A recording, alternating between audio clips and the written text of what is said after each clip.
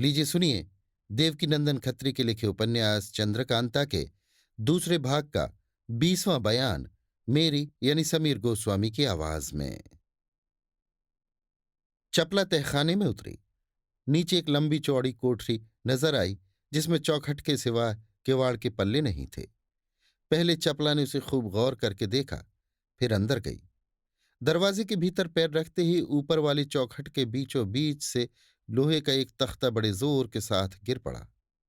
चपला ने चौंक कर पीछे देखा, दरवाजा बंद पाया। सोचने लगी, ये कोठरी है कि मूसेदानी। दरवाजा इसका बिल्कुल चूहेदानी की तौर पर है। अब क्या करें, और कोई रास्ता कहीं जाने का मालूम नहीं पड़ता। बिल्कुल अंधेरा हो गया, हाथ को हाथ दिखाई नहीं पड़ता। चपला अंधेरे में चारों तरफ घूमने और टटोलने लगी। घूमते घूमते चपला का पैर एक गड्ढे में जा पड़ा। साथ ही इसके कुछ आवाज हुई और दरवाजा खुल गया। कोठरी में चांदनी भी पहुंच गई। ये वो दरवाजा नहीं था जो पहले बंद हुआ था, बल्कि एक दूसरा ही दरवाजा था। चपला ने पास जाकर देखा, इसमें भी कहीं किवाड़ के पल्ले नहीं दिखाई पड़े। आखिर उस दरवाजे की राह से कोठरी के बाहर हो एक बाग में पहुंची।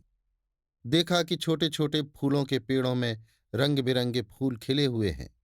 एक तरफ से छोटी नहर के जरिए से पानी अंदर पहुंचकर बाग में छिड़काव का काम कर रहा है, मगर क्यारियां इसमें की कोई भी दुरुस्त नहीं है। सामने एक बारहदरी नजर आई। धीरे धीरे घूमती वहां पहुंची। ये बारहदरी बिल्कुल स्याह पत्थर से बनी हुई थी। छत, जमीन, खंभे सब स्याह पत्थर के थे। बीच में संगमरमर के सिंहासन पर हाथ भर का एक सुर्ख चौखूटा पत्थर रखा हुआ था। चपला ने उसको देखा। उस पर यह खुदा हुआ था, ये तिलिस्म है, इसमें फंसने वाला कभी निकल नहीं सकता। हाँ, अगर कोई इसको तोड़े तो सब कैदियों को छुड़ा ले और दौलत भी उसके हाथ लगे। तिलिस्म तोड़ने वाले के बदन में खूब ताकत भी होनी चाहिए, नहीं तो मेहनत बेफायदे है। चपला को इसे पढ़ने के साथ ही यकीन हो गया कि अब जान गई। जिस राह से मैं आई हूं उस राह से बाहर जाना कभी नहीं हो सकता। कोठरी का दरवाजा बंद हो गया। बाहर वाले दरवाजे को कमंद से बांधना व्यर्थ हुआ, मगर शायद वो दरवाजा खुला हो जिससे इस बाग में आई हूं। ये सोचकर चपला फिर उसी दरवाजे की तरफ गई, मगर उसका कोई निशान तक नहीं मिला। ये भी नहीं मालूम हुआ कि किस जगह दरवाजा था। फिर लौटकर उसी बारहदरी में पहुंची और सिंहासन के पास गई। जी में आया कि इस पत्थर को उठा लूं। अगर किसी तरह बाहर निकलने का मौका मिले तो इसको भी साथ लेती जाऊंगी, लोगों को दिखाऊंगी। पत्थर उठाने के लिए झुकी, मगर उस पर हाथ रखा ही था कि बदन में सनसनाहट पैदा हुई और सिर घूमने लगा। यहां तक कि बेहोश होकर जमीन पर गिर पड़ी। जब तक दिन बाकी था चपला बेहोश पड़ी रही। शाम होते होते होश में आई। उठकर नहर के किनारे गई, हाथ मुंह धोए, जी ठिकाने हुआ। उस बाग में अंगूर बहुत लगे हुए थे, मगर उदासी और घबराहट के सबब चपला ने एक दाना भी न खाया। फिर उसी बारहदरी में पहुंची। रात हो गई और धीरे धीरे वो बारहदरी चमकने लगी। जैसे जैसे रात बीतती जाती थी बारहदरी की चमक भी बढ़ती जाती थी। छत, दीवार, जमीन और खंभे सब चमक रहे थे। कोई जगह उस बारहदरी में ऐसी न थी जो दिखाई न देती हो, बल्कि उसकी चमक से सामने वाला थोड़ा हिस्सा बाग का भी चमक रहा था। ये चमक काहे की है, इसको जानने के लिए चपला ने जमीन, दीवार और खंभों पर हाथ फेरा, मगर कुछ समझ न आया। ताज्जुब, डर और नाउम्मीदी ने चपला को सोने न दिया। तमाम रात जागते ही बीती। कभी दीवार टटोलती, कभी उस सिंहासन के पास जा उस पत्थर को गौर से देखती जिसके छूने से बेहोश हो गई थी। सवेरा हुआ, चपला फिर बाग में घूमने लगी। उस दीवार के पास पहुंची जिसके नीचे से बाग में नहर आई थी। सोचने लगी, दीवार बहुत चौड़ी नहीं है, नहर का मुंह भी खुला है, इस राह से बाहर हो सकती हूं। आदमी के जाने लायक रास्ता बखूबी है। बहुत सोचने विचारने के बाद चपला ने यही किया। कपड़े सहित नहर में उतर गई। दीवार से उस तरफ हो जाने के लिए गोता मारा। काम पूरा हो गया, अर्थात उस दीवार के बाहर हो गई। पानी से सिर निकाल कर देखा तो नहर को बाग के भीतर की बनिस्बत चौड़ी पाया। पानी के बाहर निकली और देखा कि दूर सब तरफ ऊंचे ऊंचे पहाड़ दिखाई देते हैं, जिनके बीचों बीच से ये नहर आई है और दीवार के नीचे से होकर बाग के अंदर गई है। चपला ने अपने कपड़े धूप में सुखाए। अय्यारी का बटुआ भीगा न था क्योंकि उसका कपड़ा रोगनी था। जब सब तरह से लैस हो चुकी, वहां से सीधे रवाना हुई।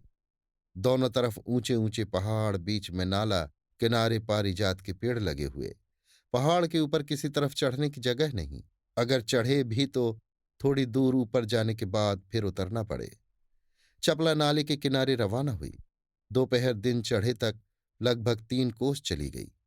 आगे जाने के लिए रास्ता न मिला, क्योंकि सामने से भी एक पहाड़ ने रास्ता रोक रखा था, जिसके ऊपर से गिरने वाला पानी का झरना नीचे नाले में आकर बहता था। पहाड़ी के नीचे एक दालान था, जो अंदाज में 10 गज लंबा और गज भर चौड़ा होगा। गौर से देखने से मालूम होता था कि पहाड़ काट के बनाया गया है।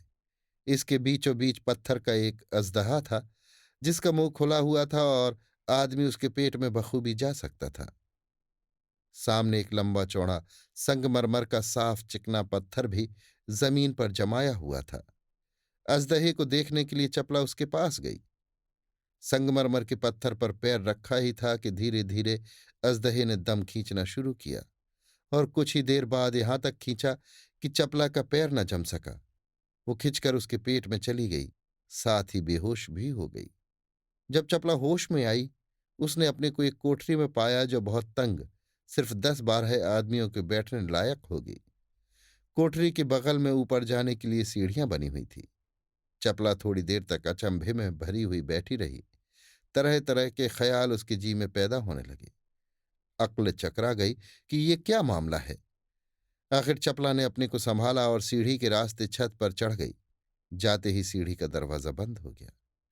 नीचे उतरने की जगह न थी। इधर उधर देखने लगी। चारों तरफ ऊंचे ऊंचे पहाड़। सामने एक छोटी सी खोह नजर पड़ी, जो बहुत अंधेरी न थी, क्योंकि आगे की तरफ से उसमें रोशनी पहुंच रही थी। चपला लाचार होकर उस खोह में घुसी। थोड़ी ही दूर जाकर एक छोटा सा दालान मिला। यहां पहुंचकर देखा कि कुमारी चंद्रकांता बहुत से बड़े बड़े पत्ते आगे रखे हुए बैठी हैं और पत्ते पर पत्थर की नोक से कुछ लिख रही हैं। नीचे झांक कर देखा तो बहुत ही ढलवां पहाड़ी, उतरने की जगह नहीं।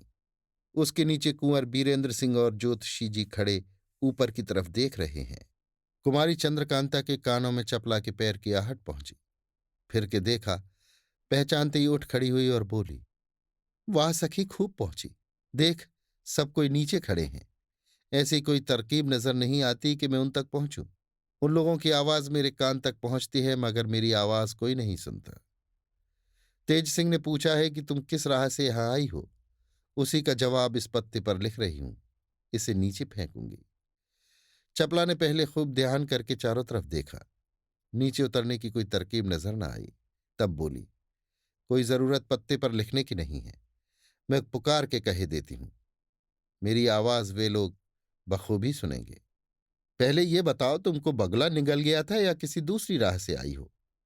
कुमारी ने कहा, हाँ, मुझको वही बगला निगल गया था जिसको तुमने उस खंडहर में देखा होगा। शायद तुमको भी वही निगल गया हो। चपला ने कहा, नहीं, मैं दूसरी राह से आई हूं। पहले उस खंडहर का पता इन लोगों को दे लूं, तब बातें करूं, जिससे ये लोग भी कोई बंदोबस्त हम लोगों के छुड़ाने का करें। जहां तक मैं सोचती हूं, मालूम होता है कि हम लोग कई दिनों तक यहां फंसे रहेंगे। खैर, जो होगा देखा जाएगा। अभी आप सुन रहे थे देवकीनंदन खत्री के लिखे उपन्यास चंद्रकांता के दूसरे भाग का 20वां बयान, मेरी यानी समीर गोस्वामी की आवाज में।